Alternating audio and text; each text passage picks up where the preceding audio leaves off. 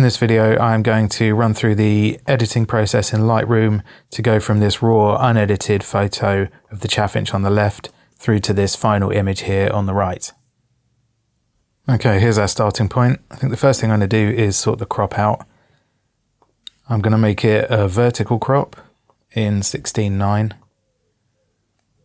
And what I'm hoping I can do is place the eye sort of up around this upper third here. I want to make sure I keep the tail in. I might want to crop this little branch out at the bottom. Okay, let's start with that. So the image is really quite underexposed, so I think the next step is going to be to address that. And what I'm going to do is I'll bring the exposure up just a little bit, but I know that I'm going to want to even out the very bright background with the body of the Chaffinch here. So I'm going to do that with I'm going to bring the highlights down, bring the shadows up. I think, yeah, I'm going to take that all the way. And I'm even going to bring the whites down, which I don't often do. Let's get that a really relatively flat start. And then I'm going to set the brightest point, the white point, using the tone curve. And I might change this later, but let's just use that as a starting point. I want to remove these slight distractions from the bottom left corner of the image. And I'm just going to use the content aware removal tool. And let's zoom in a bit. And I know, yeah, that one's easy. I know with this one, this is from a branch further back here. If I just take out what I can see, I don't think that's going to work. Yeah. So I'm going to undo that, and then I'm going to just paint in behind this where I know it is. I could change the crop and redo it, but I'll just do it like this and hope that works. Yep, that's great. Yep, that's much cleaner now. I want to look at the noise now, so I'm going to zoom in here and we'll have a look at removing some of that. It's not too bad, but let's see what we can do.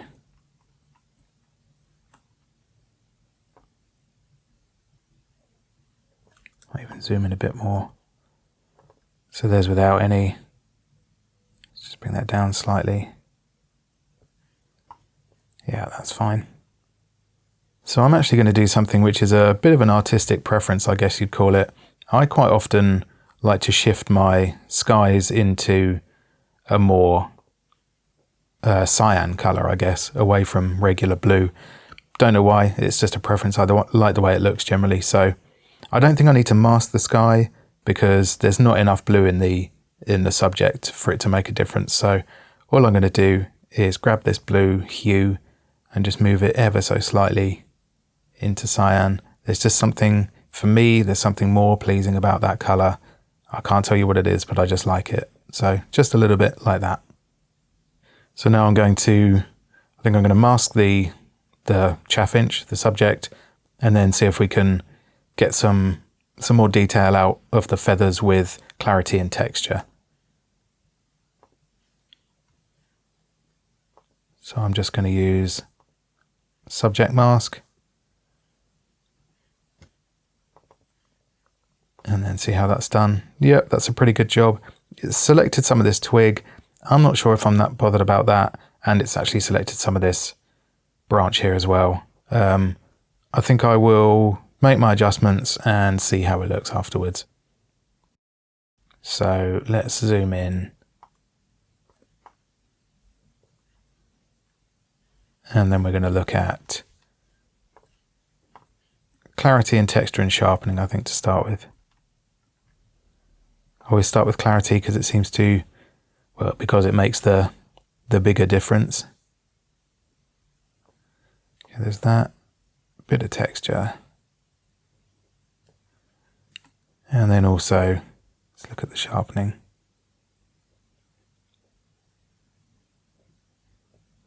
Yeah, it's making a little bit of a difference. Let's have that around there. So I think the clarity has brought the shadows down a little bit. So I want to see if we can bring those up. I'll tell you what, if I show you without it, yeah, it's just deepened some of those shadows slightly. So let's bring those up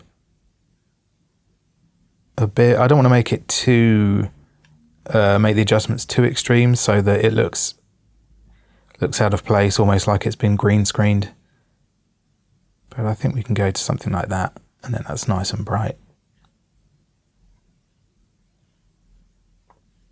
Next, I'm going to create a mask of the eye and bring the brightness of that up. So it's one of the first things you look at. So I want to make that nice and bright and really stand out. So let's zoom right in. And I'm just going to use create a new mask, use a brush, and then just paint over that.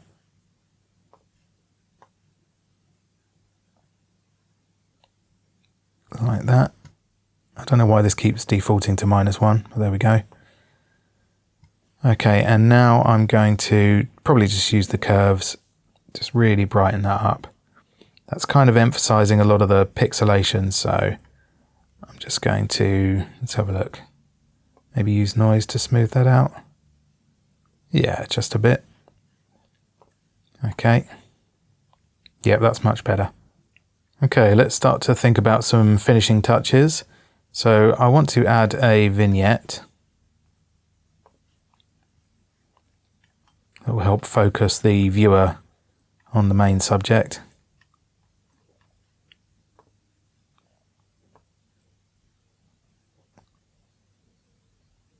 Just a little bit, something like, yeah, to about there.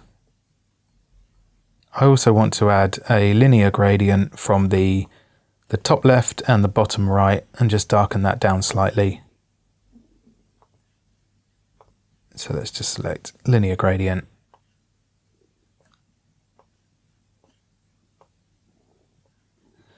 I really don't know why it's defaulting to this -1 exposure, but that seems to be, that's kind of what I want anyway. Maybe a bit more. And then another one from the bottom.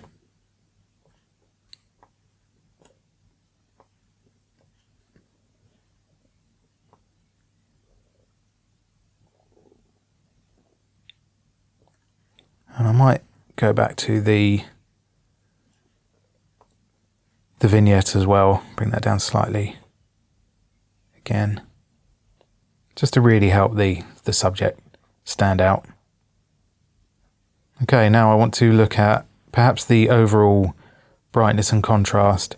I don't think it needs a lot more contrast, but those linear gradients have brought the overall exposure down, I think. So I'm just going to go to our curves here, maybe bring this top line down a bit. I'm keeping an eye on the blues in the image to make sure it doesn't, you know, they're not clipping to white, but I can bring it down more than it was.